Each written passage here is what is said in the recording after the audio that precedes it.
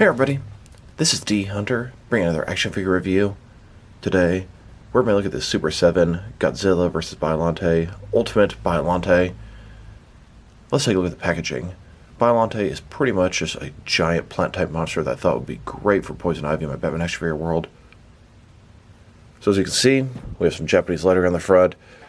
Godzilla vs. Biolante. S.A. Biolante from 1989. The top says ages 14 and Super 7. Godzilla Ultimates. On the back, Godzilla vs. Biolante. At the bottom, bunch of credits, and there is a barcode in case that helps anybody. So with no further ado, let's open it up. And then the packaging here, it's pretty cool. You can take this top layer off, and that exposes Biolante, the plant monster, in the window packaging. It looks really, really cool. Alright, now that this figure out of the package, here it is with all of its accessories laid out. It comes with a bunch of removal vines, some with little mouths on them. It has some damage vines, those also have mouths on them, and then has a couple of, I don't even know what you call it, I guess a big rose that's sort of the head of this monster. It's got both an angry and a regular version. But before we take a look at those, let's talk about and check out the actual figure. So this is Biolante from Godzilla vs. Biolante. It's an Ultimate Super 7 figure. Now, I am not familiar with Biolante in any stretch of imagination, but I am familiar with plant monsters, and I got this thing specifically to use in my Batman action figure world as a Poison Ivy plant monster creation thing. It'll be absolutely perfect for that. I actually have another Biolante plant monster figure, and we'll check that out later in the video. You can see all the different parts below. I think I should probably go ahead and attach some of these vines before we take a look at it. Okay, so I attach all the tentacles. We have 4 regular tentacles, and then 2 tentacles with the sort of plant head or mouth on the front. You can plug any of them into any of the different 6 slots, so it's interchangeable and customizable, which is pretty cool. So let's take a look at it.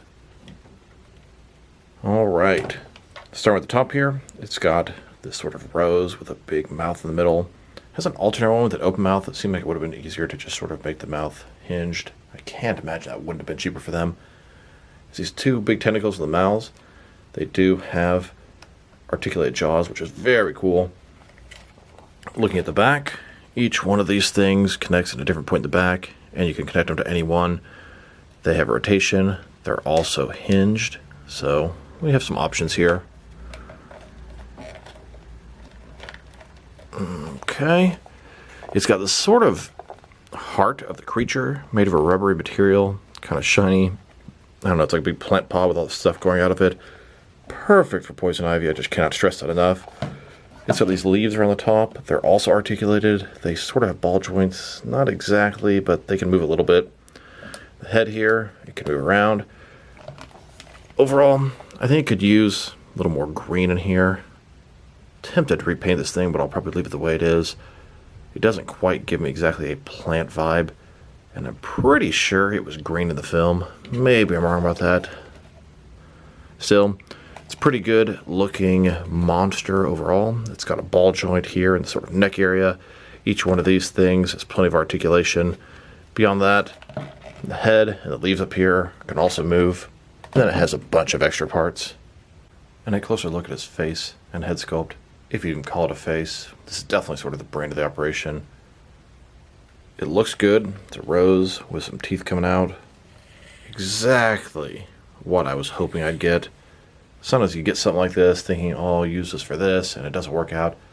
This has completely met and even surpassed my expectations. It's going to be great for Poison Ivy. And then here's this monster broken down as far as it can go, with all of its removable parts detached. Now let's check out the accessories. And let's start off by reattaching the vines. It has 2 smaller vines, 2 longer vines, and then 2 more vines that both have the mouths attached. Here it is, with the first 2 vines attached. The smaller vines on either side. Then, with a couple of the larger vines attached. And then, with the last vines attached, these ones have the mouths attached. Now, you can plug them in any sort of way you want to. I'm probably not exactly doing it right, trying to make them sort of even, symmetrical as best I can. Then we have these extra different vines. Now, they have the mouths. They're lacking the articulation, but they're sort of damaged. So you got this base piece here you can plug into the back, just like the other ones. And it sort of connects. Let me see, maybe the other one is for that one.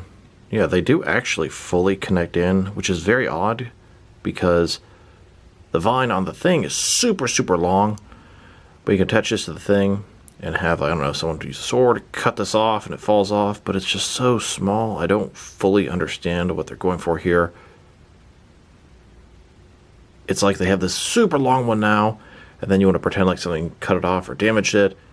I don't know, it just doesn't really work or make sense as far as the thing is so small compared to the non-damaged version. Still, it's cool to have some interchangeable parts.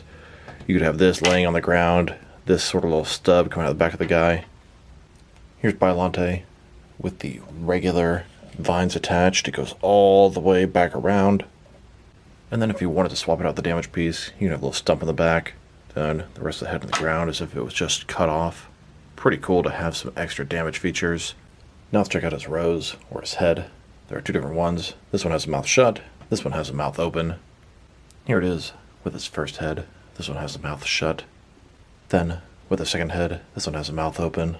Like I said before, I think it would have made more sense to just have the jaw sort of articulated here. But, you know, whatever. Now that I'm taking a pretty good look at the figure, its accessories, now let's check out its height. From bottom to the top of its head, if that's what you want to call it, staying at about 8.1 or maybe 8.2 inches tall, which can translate to just under 21 centimeters. Now for its articulation, and it gets a little bit complicated. So the head here is on a ball joint. It can rotate, it can turn from side to side a little bit, up and down a little bit. These leaves, they're not exactly on ball joints, rotate around, up and down. They kind of all have similar articulation, mostly rotating from side to side. Looks like this one doesn't move, and that one does. Then each one of these vines, it can rotate, and it is also hinged at the top there. Now these plant ones, if you go further down, it's got a ball joint back here, rotate and hinged, and it has another one sort of here, rotate and hinged, and then another one here, rotation, doesn't seem to be hinged. Then the jaw is also articulated, so pretty cool there. The other vines, they simply have the one point of articulation where it connects, rotate, and hinged. Beyond that, he does have sort of a ball joint in his, I guess, neck, if you want to call it that. Rotate around, go forward and back, just the tiniest bit. Beyond that, not too much in the articulation department. Not that I'm complaining. It's an articulated plant, my word. Here's Poison Ivy, staying next to the Biolante Monster. This is her plant hybrid creation, one of many. And here's an image of Biolante Monster holding Poison Ivy up with one of its branches, or vines. The vines have a little trouble holding that kind of weight, so hard to make it look good. Now let's check it out. Next to some of their action figures, starting off with some Poison Ivy figures.